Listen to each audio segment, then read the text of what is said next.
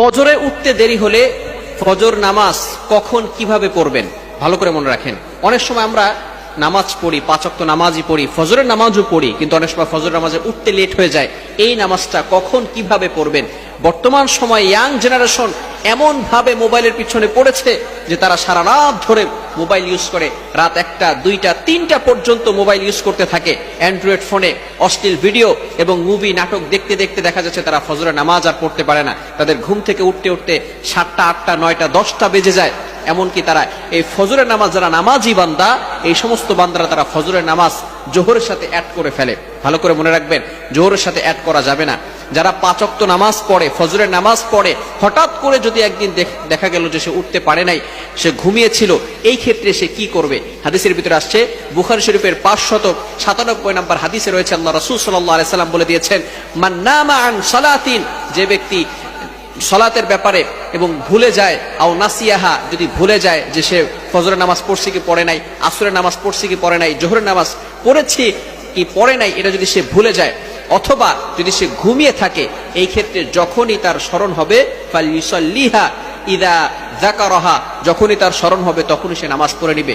এই ক্ষেত্রে যদি আমরা ফজরের নামাজ দেরি করে ফেলি, উঠতে না পারি, যখনই আমরা ঘুম থেকে উঠব তখনই আমরা ফজরের নামাজ পড়ে ফেলবো, যদি মামনু, নিষিদ্ধ সময় না হয়। অর্থাৎ যখন সূর্য উদয় হয় এই সময় নামাজ পড়া যাবে না, নামাজ পড়া হারাম।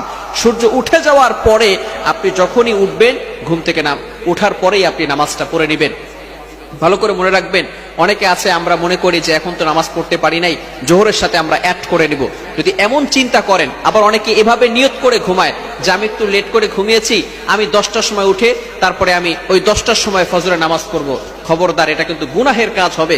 আল্লাহ পাক রব্বুল আলামিন পবিত্র কোরআনুল কারীমের ভিতরে বলে দিয়েছেন, 5 নম্বর পারার ভিতরে সূরাতুন নিসার 103 নম্বর আয়াতে আল্লাহ তাআলা বলে দিয়েছেন, ইন্নাস সালাতা কানাত আলাল মুমিনিনা কিতাবাম মাওকুতা, মুমিনদের উপরে এই নামাজটাকে নির্ধারিত সময় ফরজ করা হয়েছে। সুতরাং ফজরের নামাজের যে নির্ধারিত সময় আছে এই সময় পড়তে হবে, জোহরের নামাজের যে নির্ধারিত সময় আছে এই সময় পড়তে হবে, আসরের নামাজের যে নির্ধারিত সময় আছে এই সময় পড়তে হবে।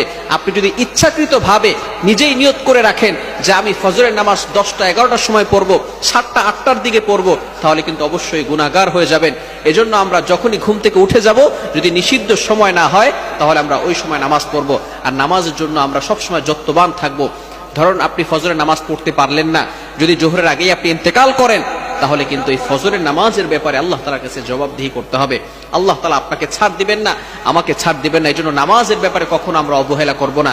মিফতাহুল জান্নাতিস সালাহ, prayer is the key to heaven. নামাজ হচ্ছে বেহেশতের চাবি।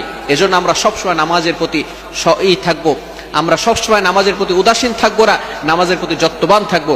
আল্লাহ তাআলা আমাদের সকলকে এই বিষয়গুলো বুঝে আমল করা তৌফিক দান করেন। সকলে বলেন আমিন।